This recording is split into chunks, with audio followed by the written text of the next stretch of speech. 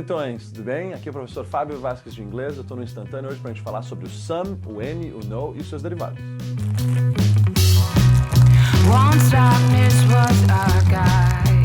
Vamos lá, gente, some, any e no são palavras que a gente vê o tempo todo nos textos em inglês e às vezes a gente não sabe muito bem o que eles são, o que eles significam e como é que a gente deveria escolher qual usar em cada situação. Um dos maiores erros que a gente comete é de fazer tradução.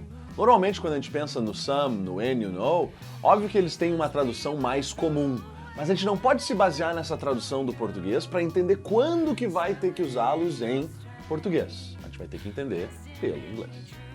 Então, gente, o que são essas palavras? Some, any e no são o que a gente chama de determinantes. Determinantes são essas palavras que acompanham um nome e o modificam um pouquinho, meio que como um adjetivo. Ou seja, toda vez que eu usar some, any e no, eles vão estar alterando um pouco o sentido de uma outra palavra. Qual é o sentido? Bem, como eu falei antes, o maior problema é a gente tentar pensar pela lógica do português, traduzindo e tentando entender pela tradução. Se a gente for traduzir, tu vai olhar I want some food, I want any food e I want no food como se fossem eu quero alguma comida, eu quero qualquer comida e eu quero nenhuma comida. Aí a gente já tem uma estranheza, especialmente na última frase. Então olha esse exemplo aqui um pouquinho mais complexo. Do you know any place to eat some good food around here? Nesse exemplo eu tenho any e some. Só que a tradução ficou, tu conhece qualquer lugar para comer alguma boa comida por aqui? Isso certamente não soa natural para o nosso ouvido. A melhor tradução seria, tu conhece algum lugar para comer uma boa comida por aqui? Ou seja, tu vê que essa tradução ela varia de acordo com o contexto. O que a gente precisa saber é quando que eu uso um, quando que eu uso outro, pela lógica do inglês.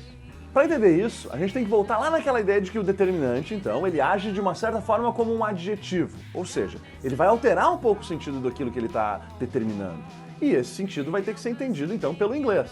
Se a gente pensar nas palavras some, any e no, a gente vai ter que entender que cada uma delas carrega consigo uma certa carga. Mas não se preocupa, tá? Não é química. A carga que eu estou me referindo é um certo valor que cada uma dessas palavras carrega. O some, ele sempre carrega uma carga positiva.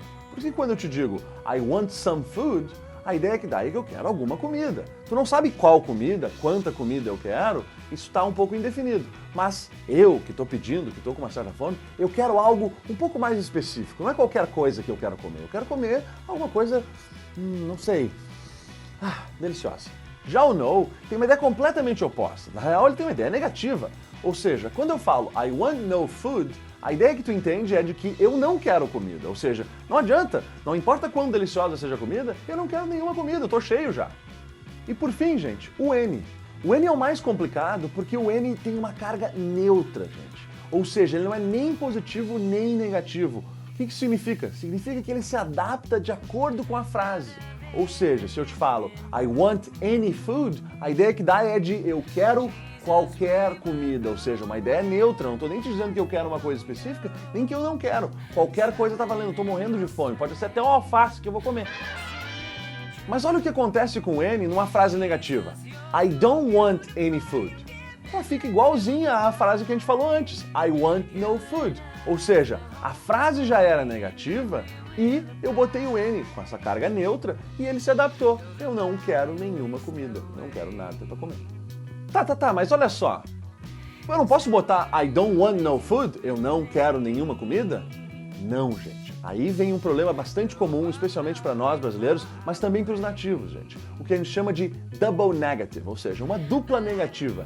Em inglês formal, a dupla negativa tem que ser evitada, ou seja, se a frase já está negativa, I don't want, eu não posso falar I don't want no food. Eu tenho que falar I don't want any food. Mesmo que naquela música do Pink Floyd, a gente tenha We don't need no education. Mas vocês vão ter bastante education.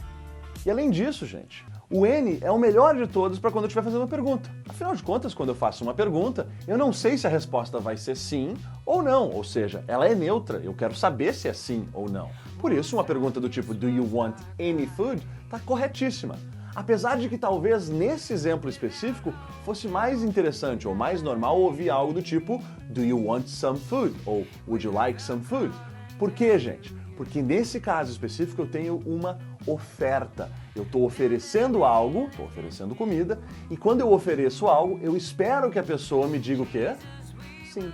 Ou seja, eu espero uma carga positiva. Eu ofereço algo positivo, algo que existe, que tem um certo valor, não algo neutro, qualquer comida. Resumindo então, gente, se a frase for afirmativa, eu preferencialmente uso o some, porque ele dá essa ideia de um valor positivo. Mas eu também posso usar o any, posso usar o no, se as ideias forem de qualquer coisa no any e se for de nenhuma coisa no no.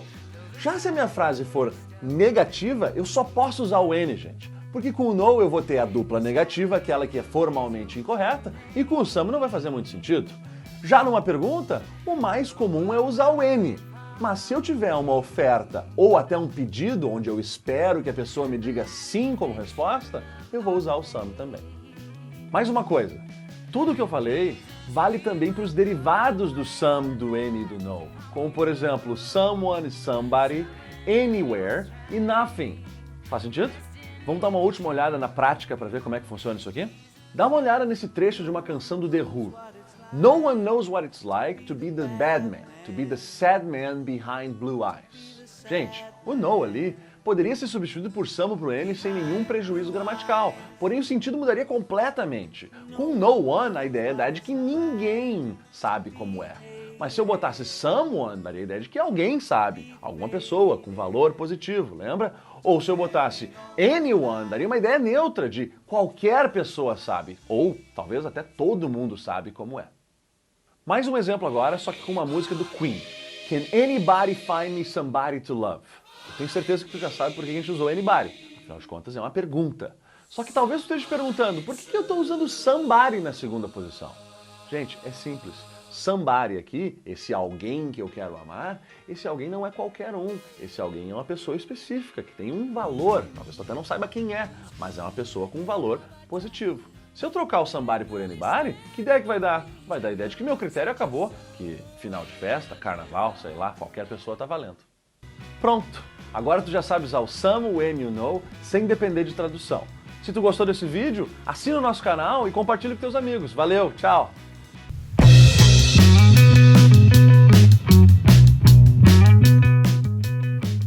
Bem, para entender isso, a gente volta lá para aquela ideia de que o determinante, então, me gostei. Não é nada.